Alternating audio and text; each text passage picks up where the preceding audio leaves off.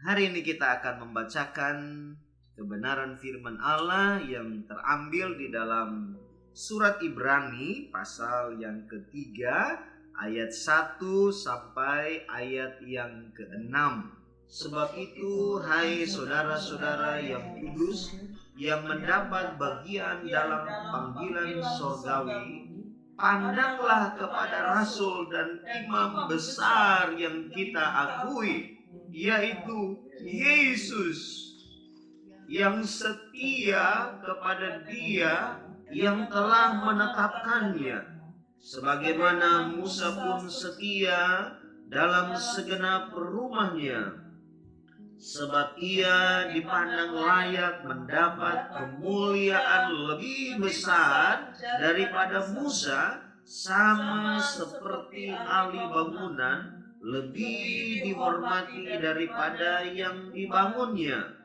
Ayat 4, 2, 3. Sebab setiap rumah dibangun oleh seorang ahli bangunan, tetapi ahli bangunan segala sesuatu ialah Allah.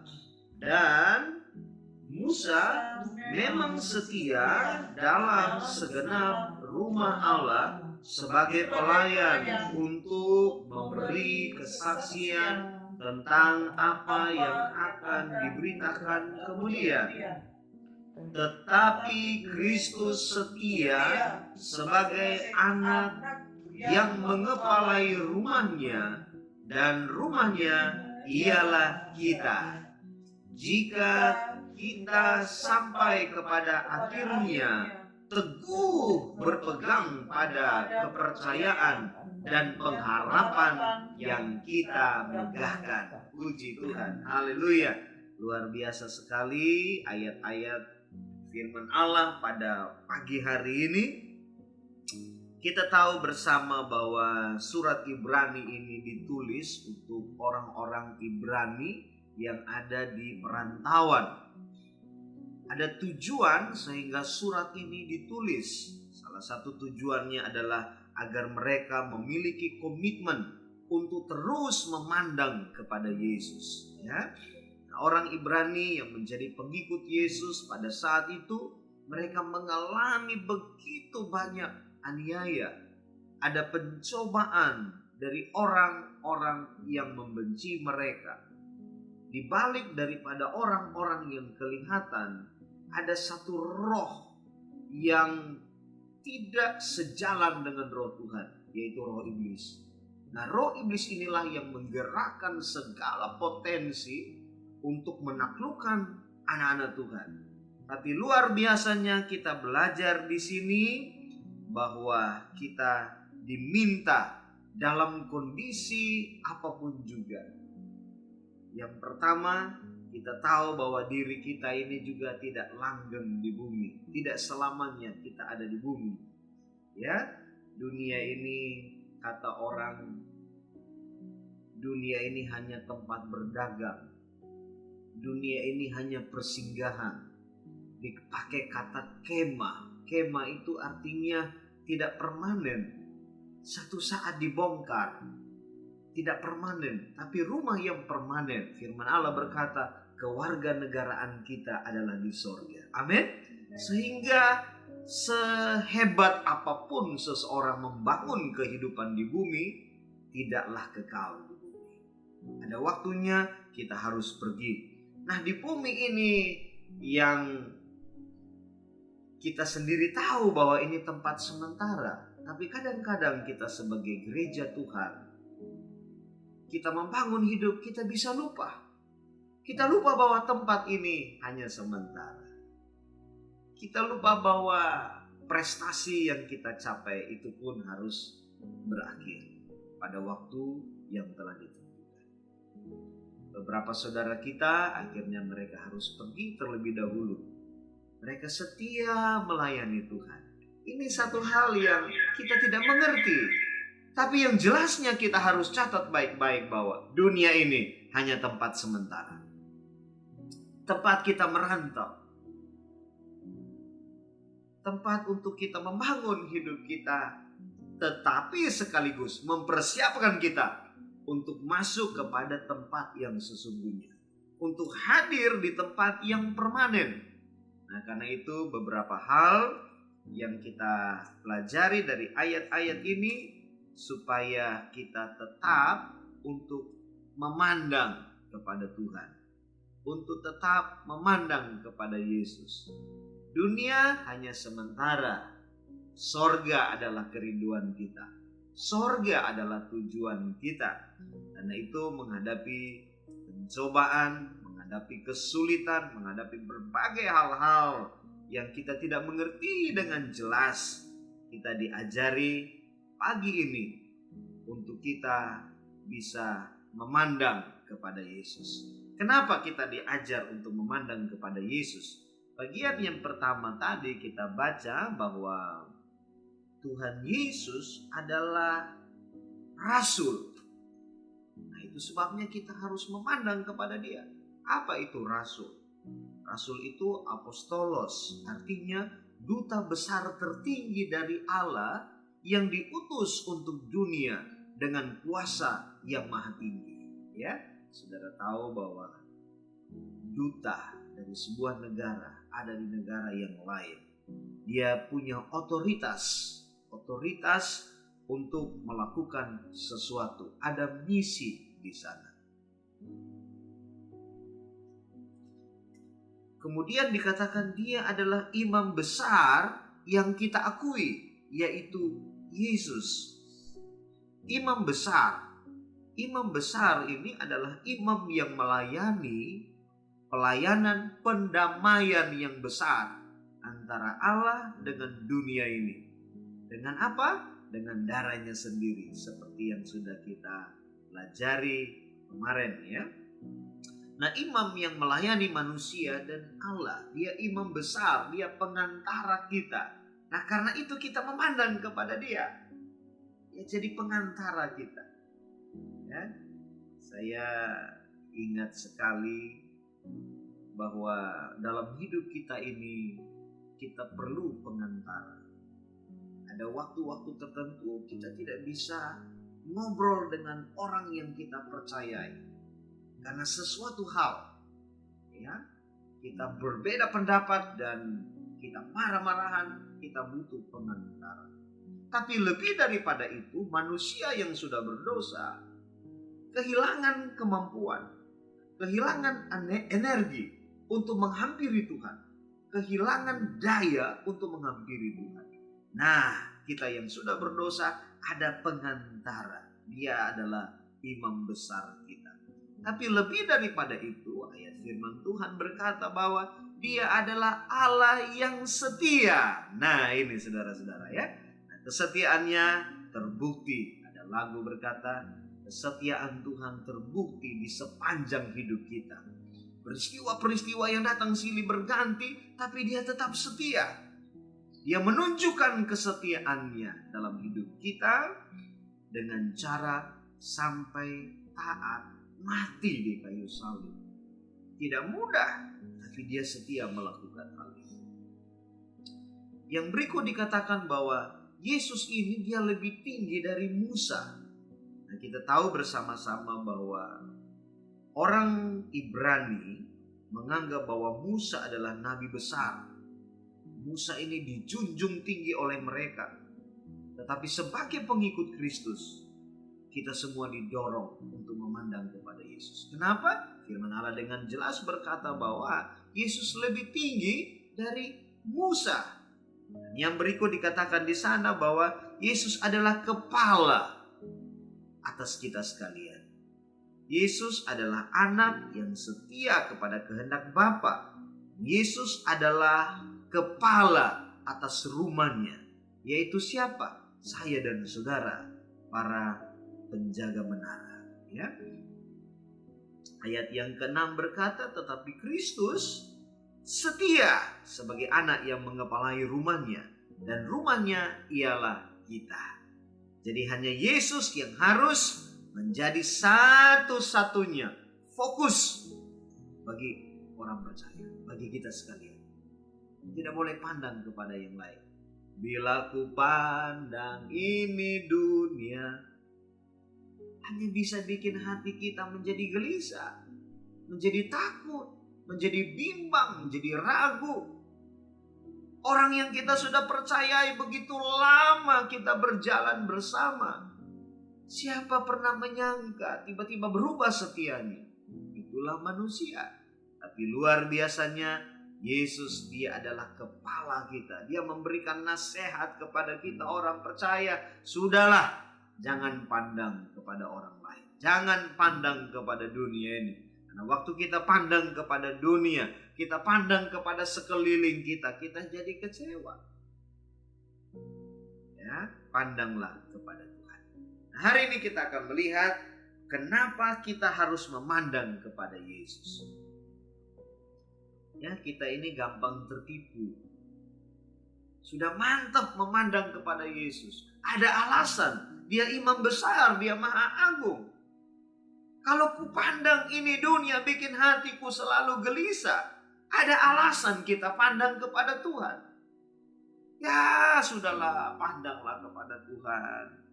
Sudah kecewa habis katanya. Sudahlah, sejauh kamu masih memandang kepada orang, kamu akan terus kecewa. Pandanglah kepada Tuhan. Oke, pandang kepada Tuhan. Tapi dalam perjalanan kadang-kadang kita tertipu dengan kehadiran oknum tertentu dalam hidup kita. Orang-orang tertentu yang hadir dalam hidup kita kadang-kadang tanpa kita sadari, dia menggeser keyakinan kita kepada Tuhan untuk tidak lagi memandang kepada Tuhan. Tapi hari ini kita belajar, kita harus memandang kepada Tuhan. Kenapa? Sudah terbukti minimal ada 5 hal yang sudah kita pelajari tadi di dalam ayat 1 sampai ayat yang ke-6. Yang meneguhkan kita apapun yang terjadi, pandang terus kepada Tuhan. Nah, kita akan melihat ketika kita pandang kepada Tuhan ada kekuatan. Amin, saudara-saudara. Saya ingat waktu saya masih SD kelas 1, itu saya takut pergi ke sekolah. Lalu satu hari papa saya harus mengantar saya ke sekolah. Saya sudah masuk ke ruang kelas, tapi saya masih merindukan papa saya. Nah, karena dia adalah orang tua, dia adalah papa, dia tahu dia dapat mengukur keberanian anaknya. Maka dia tidak langsung pulang. Waktu saya ada dalam kelas, dia hanya lewat sebentar dan saya bisa melihat lewat jendela. Dan saya lihat, oh ada papa saya. Waktu saya lihat ada papa saya jadi berani. Nah, hidup kita juga begitu. Waktu kita pandang kepada Tuhan, masalah berat. Tapi kita tahu kita nggak sendiri. Amin. Wah, hari ini saya harus memutuskan. Saya harus memilih. Tapi saya dilema. Mau pilih A, pilih B. Masing-masing ada plus minusnya. Bingung saya. Tapi waktu kita pandang kepada Tuhan, ada kekuatan baru. Sudah, kamu pilih ini. Katakanlah kamu salah dalam memilih. Tapi kamu harus tahu bahwa aku ada di sana. Lepas dari yang kamu pikirkan sudah benar, tapi ternyata salah. Aku ada di sana bagi kamu. Ada orang yang bilang, kalau Yesus ada di neraka, saya akan tetap ikut dia. Saya mau pergi ke neraka, asal Yesus ada di sana. Kenapa? Karena di mana ada Yesus, situasi yang buruk, suasana yang buruk akan dirubah menjadi suasana yang indah. Amin, saudara-saudara. Nah, karena itu kita pandang kepada Tuhan. Waktu kita pandang kepada dia, ada kekuatan baru. Mazmur 16 ayat yang ke-8, firman Allah berkata begini. Aku senantiasa memandang kepada Tuhan. Karena ia berdiri di sebelah kananku, aku tidak goyah. Saudara-saudara tahu bahwa ini adalah mazmur dari Daud. Daud berkata bahwa ia tidak akan goyah karena ia selalu memandang kepada Tuhan. Ketika Daud melihat orang fasik dalam kemujurannya, namun tetap hidup di dalam kefasikan. Bahkan ketika Daud dalam keadaan tertindas dan terancam, seharusnya kondisi seperti ini akan membuat dia gampang tergoncang. Sama dengan kita. Kita ada dalam goncangan bukan karena gempa bumi, bukan karena peristiwa-peristiwa alam yang memang bukan di luar, yang memang bukan di dalam kendali kita. Dia di luar kendali kita dan kita tidak tahu. Para ahli juga hanya bisa coba melihat, bisa memprediksikan, tapi mereka tidak mantap. Kapan kejadian itu terjadi? Kapan peristiwa itu terjadi? Tiba-tiba saja terjadi tsunami, tiba-tiba saja terjadi gempa bumi, tiba-tiba terjadi peristiwa-peristiwa alam lain yang membuat kita menjadi tergoncang, membuat kita menjadi takut, membuat kita kehilangan daya. Nah, tetapi lebih daripada itu, kadang-kadang kita jadi tergoncang karena kita melihat orang lain yang tidak berdoa seperti kita. Pagi-pagi pun mereka bangun, langsung merokok, langsung minum kopi. Itu sarapan mereka. Kita punya sarapan firman Tuhan, kita punya sarapan hadirat Tuhan. Tapi kadang-kadang kita cemburu kepada mereka. Kenapa kita cemburu kepada mereka? Karena kelihatannya mereka baik-baik saja.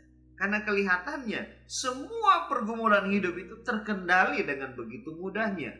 Nah, kita yang sudah mengharapkan Tuhan, kita rela seharusnya pagi-pagi itu masih enak tidur. Mungkin karena kita tidur juga sudah kemalaman dan kita butuh istirahat yang lebih baik. Tapi kita sudah terbiasa bangun pagi untuk berdoa. Tapi walaupun demikian, wah, kita goncang juga ya waktu kita melihat orang-orang fasik ini. Kita melihat anak-anak seperti mereka adalah orang-orang percaya. Tapi kenapa ya? Mereka punya percaya, mereka tidak jalani, mereka tidak amalkan. Tapi lebih daripada itu kok kelihatannya aman-aman saja. Saya mulai berdoa, saya mulai terlibat sebagai penjaga menara. Tapi goncangan datang bertubi-tubi.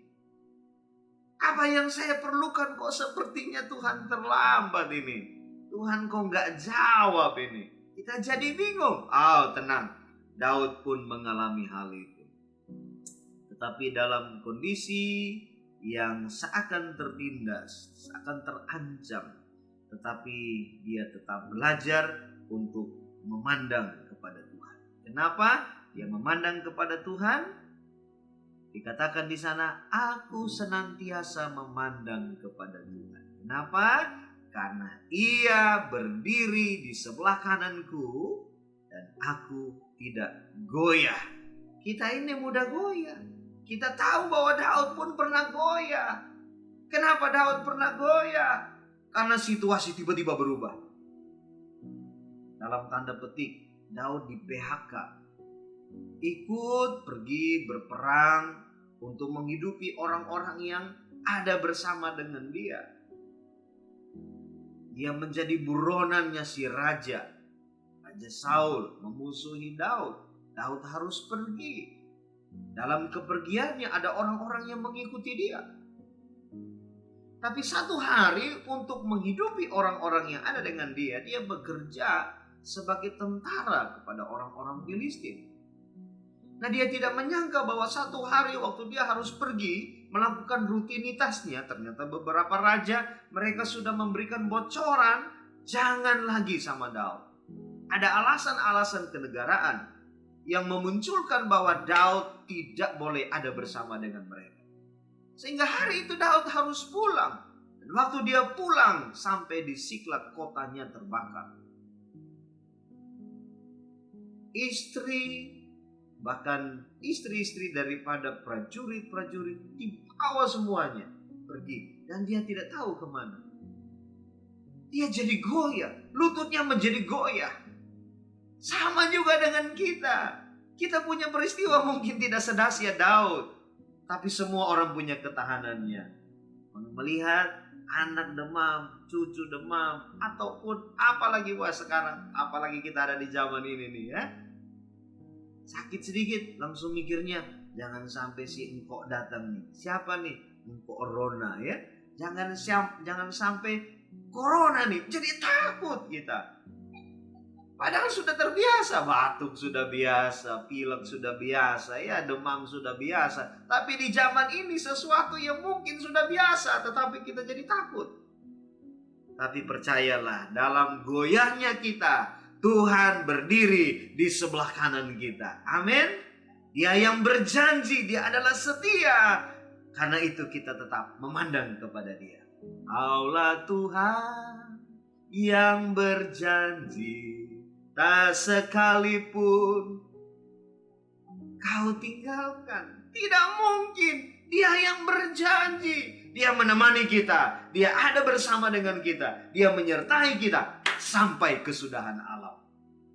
Jadi sejauh masih ada alam, tidak mungkin kita ditinggalkan. Sejauh kita masih ada, masih menikmati alam ini, ada Tuhan yang hadir bagi kita. Jangan takut, tetap berjalan bersama dengan Tuhan. Jangan takut, tetap pandang kepada Tuhan. Waktu kita pandang kepada Tuhan, ada kekuatan baru yang mengalir dalam hidup kita. Waktu Daud memandang kepada Tuhan, dia menguatkan kepercayaannya kepada Tuhan. Pandang kepada Tuhan. Walaupun situasinya berkata, sudah terlambat bro. Sudah terlambat bu. Sudah terlambat papa, mama, sudah terlambat. Nak, sudah terlambat. Tuhan tidak pernah terlambat. Tuhan tidak pernah terlambat. Tuhan pun tidak terlalu cepat. Karena dia bergerak dalam sistemnya yang tidak pernah keliru. Itulah Tuhan. Dia hadir bagi kita, karena itu tetap memandang kepada Dia. Percaya ada kekuatan baru di dalam Tuhan. Haleluya. Mari kita datang kepada Tuhan. Haleluya. Haleluya, haleluya, Haleluya. haleluya, Haleluya. Haleluya. segala puji, segala kemuliaan hanya bagi-Mu Tuhan.